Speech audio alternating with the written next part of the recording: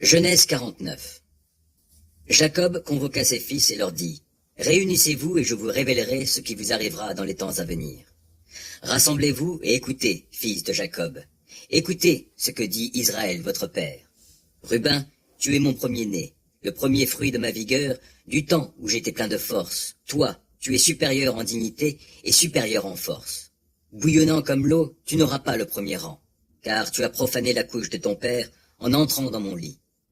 Siméon et Lévi sont frères, ils se sont mis d'accord pour semer la violence. Non, je ne veux pas m'associer à leur complot. Je mets un point d'honneur à ne pas approuver leur délibération. Car, mus par leur colère, ils ont tué des hommes. Poussés par leur caprice, ils ont mutilé des taureaux. Que leur colère soit maudite, car elle est violente. Maudit soit leur emportement, car il est implacable. Moi, je les éparpillerai au milieu de Jacob, je les disperserai en Israël.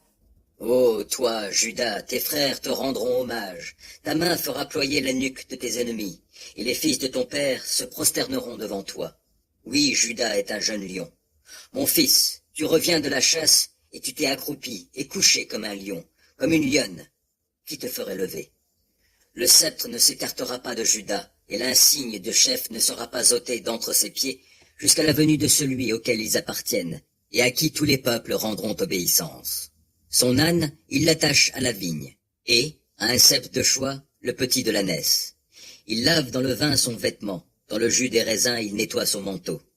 Il a les yeux plus rouges que le vin, les dents plus blanches que le lait. Zabulon aura sa demeure sur le rivage de la mer, il aura sur sa côte un port pour les navires, son territoire s'étendra jusqu'à Sidon. Issachar est un âne très vigoureux, couché au beau milieu de deux enclos. Il a trouvé que le repos est bon, que le pays est agréable. Il tend l'épaule pour porter le fardeau, et il s'assujettit à la corvée. Dan jugera son peuple comme les autres tribus d'Israël.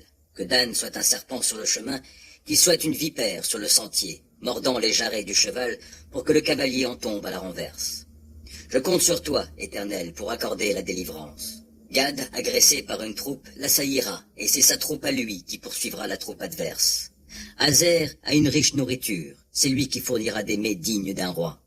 Nephtali est semblable à une biche en liberté qui donne de beaux fans. Joseph est un rameau fertile d'un arbre plein de fruits planté près d'une source. Ses branches grimpent et s'élancent par-dessus la muraille. Des archers le provoquent, le prennent à partie et le harcèlent de leurs flèches. Mais son arc reste ferme, car ses bras pleins de force conservent leur souplesse grâce au secours du puissant de Jacob, qui est le berger et le roc sur lequel Israël se fonde. Oui, le Dieu de ton père viendra à ton secours, le Tout-Puissant te bénira. Qu'il veuille te bénir d'en haut par des pluies abondantes et par des eaux d'en bas où repose l'abîme, par de nombreux enfants et beaucoup de troupeaux. Les bénédictions de ton père surpassent celles des montagnes antiques et les meilleurs produits des collines anciennes. Que ces bénédictions soient sur la tête de Joseph et sur le front du prince de ses frères. Benjamin est semblable à un loup qui déchire. Dès le matin, il dévore sa proie et sur le soir encore répartit le butin. Tout cela ont formé les 12 tribus d'Israël. C'est ainsi que leur parla leur père et qu'il les bénit en prononçant pour chacun sa bénédiction propre. Jacob leur donna ces instructions. Je vais aller rejoindre mes ancêtres, enterrez-moi auprès de mes pères dans la caverne qui se trouve dans le champ d'Ephron, le Hittite, dans la caverne du champ de Macpéla, vis-à-vis de Mamré, au pays de Canaan, la caverne qu'Abraham a achetée avec le champ à Ephron, le Hittite, en propriété funéraire. C'est là qu'on a enterré Abraham et sa femme Sarah. C'est là qu'on a enterré Isaac et sa femme Rebecca. C'est là aussi que j'ai enterré Léa.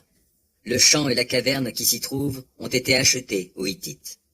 Lorsque Jacob eut achevé d'énoncer ses instructions à ses fils, il ramena ses pieds sur son lit, expira et fut réuni à ses ancêtres.